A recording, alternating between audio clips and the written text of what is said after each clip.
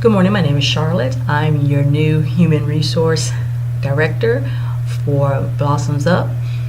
Seth has asked me to present to you a video covering the basic federal laws regarding equal employment opportunities.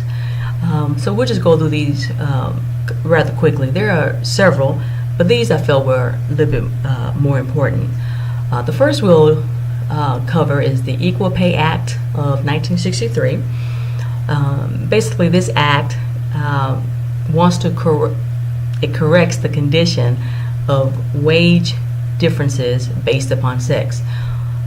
It also addresses other concerns like underutilization of labor resources and labor disputes affecting the flow of commerce and unfair methods of compensation, as well as the depressed wages affecting the necessary living standards of an employee to maintain their health and efficiency in living.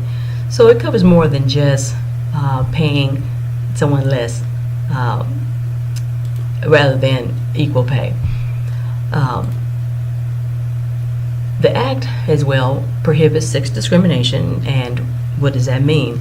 As we said earlier, that it means for an employer to pay wages to one of the opposite sex less, especially when the job performance requires equal skills, efforts, and responsibility under similar working conditions, except when wages are based upon seniority or a merit system, or when the earnings are based on quantity or quality production.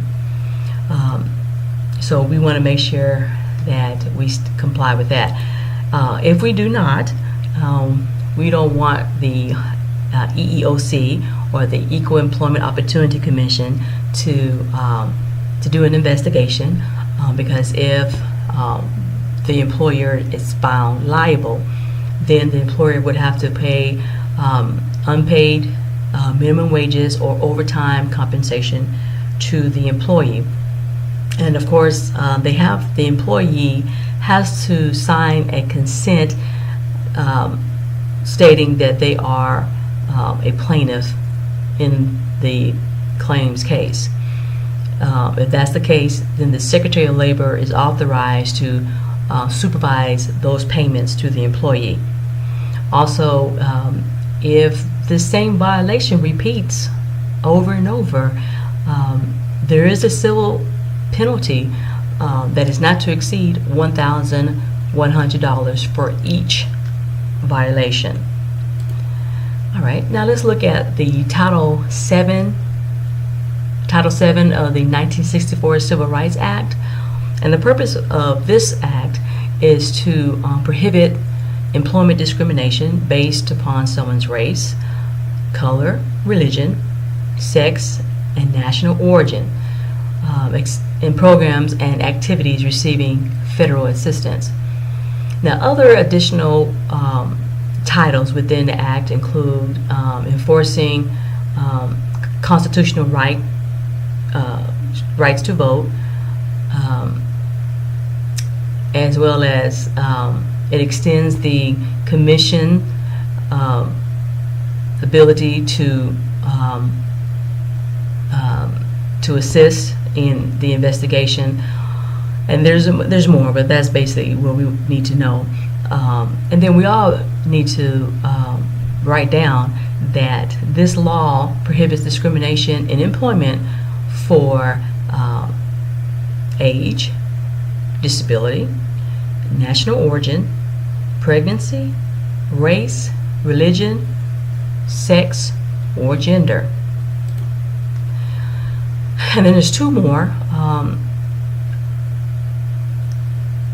We do not want to violate anyone's employment opportunities because of their age, and there is the Age Discrimination in Employment Act of 1967, and basically that prohibits discrimination in employment on the basis of age, and it applies to individuals who are at least 40 years old. The EEOC will investigate those violations as well. Then we have the American with Disabilities Act of 1990, and it prohibits discrimination in employment of disabled individuals in employment, public services, public accommodations, and telecommunication. And EEOC is part of that investigation as well. And so just real quick, what are the steps that the EEOC will take to in its investigation? Once a discrimination claim is filed, the EEOC has constitutional authority, along with state, local agencies, to examine and investigate charges through copied evidence of unlawful employment practices. And it may order the employer to furnish all appropriate records for its investigation. If EEOC is unable to conclude that discrimination occurred, a dismissal and notice of rights notice will be issued to the one who filed the charges, and you, the employer, will receive the same letter in writing. If EEOC determines that discrimination has occurred, both parties will receive a letter of determination and an offer to resolve the issue. And if through conciliation there is no success, EEOC can file a lawsuit in federal court or send the one filing the charges a notice of right to sue. So these are just a couple, several rather, of employment laws that the federal government has set in place so that we can provide equal employment opportunity to all of our employees.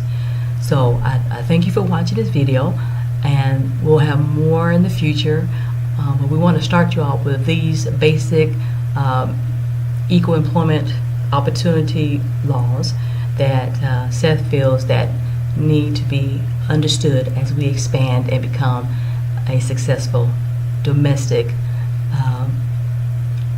maker of floral culture products. Thank you.